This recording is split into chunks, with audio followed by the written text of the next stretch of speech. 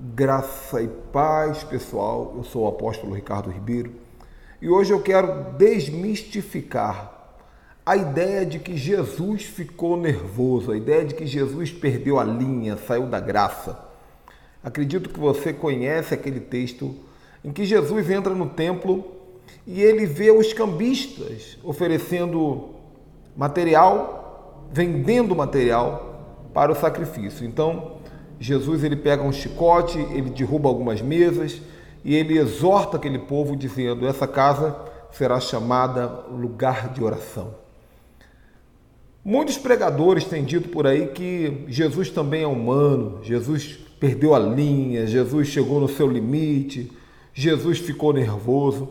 E eu quero desmistificar essa ideia. Jesus não ficou nervoso, Jesus nunca ficou nervoso. Jesus, ele é o príncipe da paz, ele é o Senhor do autocontrole, ele é o Senhor do equilíbrio emocional, ele é o Senhor da mansidão.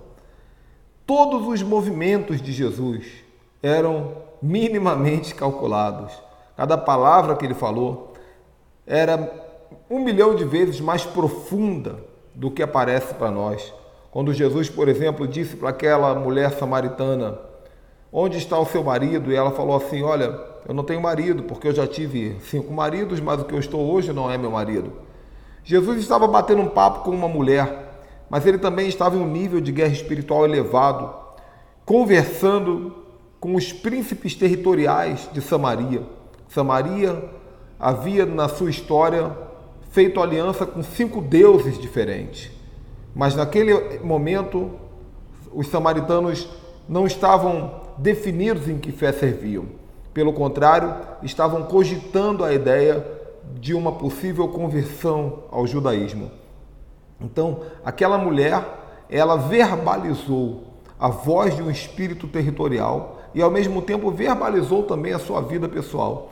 E Jesus, no seu poder imenso, ele falava no nível pessoal, no nível humano, mas também falava, como sempre, em um nível muito mais evoluído, muito mais aprofundado do que a nossa natureza humana pode compreender. E não foi diferente quando Jesus entra naquele templo e ele vê aqueles cambistas. Primeira coisa que eu preciso, na verdade, eu vou desmistificar 2 coisas aqui, gente. Tem muito líder aí, muito pastor dizendo que não pode vender nada na igreja porque Jesus ele repreendeu a venda no templo. Esse é o primeiro mito. Jesus ali não estava literalmente repreendendo a venda no templo. Pelo contrário, a venda no templo sempre foi algo muito comum. Porque as pessoas vinham de longe, os povos vinham de longe mesmo, para oferecer sacrifícios no templo. E muitas vezes era impossível uma pessoa carregar um animal, um novilho, carregar um animal para sacrificar. Então era comum, naquela geografia, os vendedores, os mercadores, oferecerem os animais para que os adoradores comprassem e oferecessem junto ao sacerdote como uma oferta, como um sacrifício. Não havia nada de errado nisso. O problema é que os cambistas ali estavam vendendo, de acordo com a história, material defeituoso, animais impuros, animais defeituosos, estavam fazendo comércio de uma maneira extremamente egoísta e sem nenhum tipo de vínculo com a natureza da fé. E Jesus, ele vê aquela situação e o que Jesus viu foi muito além do que isso. Jesus não estava repreendendo um camelódromo, Jesus não estava repreendendo um empreendedorismo no templo.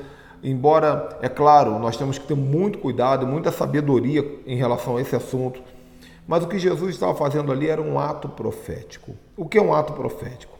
Um ato profético é uma profecia teatralizada, ou seja, uma palavra profética verbalizada através de uma atitude ou muitas vezes uma oração verbalizada através de uma atitude. Então, quando Jesus entra no templo, ele está representando a entrada dele em um templo humano, ou seja, na vida de cada um de nós.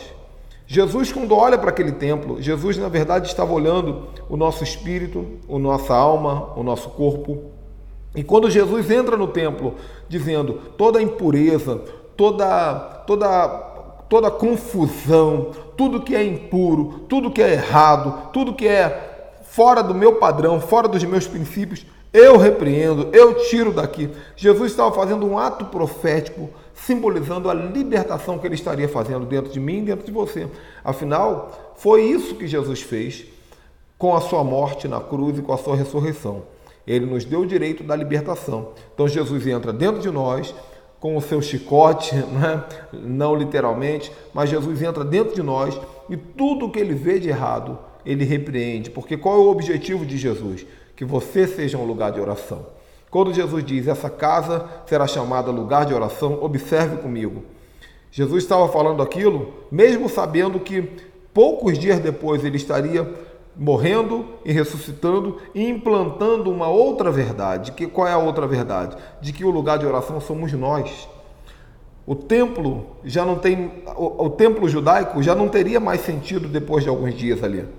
Porque Jesus estaria falando que Deus não habita em templos feitos por mãos humanas. O próprio Jesus nos ensinou de diversas maneiras no Evangelho que ele falaria dentro de nós, conosco e através de nós. É em nós que ele habita. Então Jesus ele não saiu ali nervoso, quebrando as coisas, descontrolado, perdeu a linha, como muitos imaginam. Depois Jesus deve ter sentado, muitos imaginam que Jesus deve ter sentado num cantinho pensando, caramba, o que eu fui fazer? Que vacilo que eu dei? Poxa, eu sou Jesus. Não foi nada disso. Jesus sabia o que estava fazendo, ele estava mandando um recado para o mundo espiritual, ele estava mandando um recado para nós, mas principalmente, sempre governando as suas emoções. Não use o fato de Jesus ter entrado no templo com um chicote como argumento para o seu desequilíbrio emocional, para a sua perda da linha ou pelo fato de você sair da graça. Jesus nunca saiu da graça, Jesus nunca perdeu a linha, Jesus sabia exatamente o que estava fazendo. Amém? Deus te abençoe. Deixa aí no comentário aqui qual é o próximo mito que você quer me ver desmistificando. E quem sabe pode ser um dos próximos vídeos. Deus te abençoe, até a próxima. Tchau, tchau.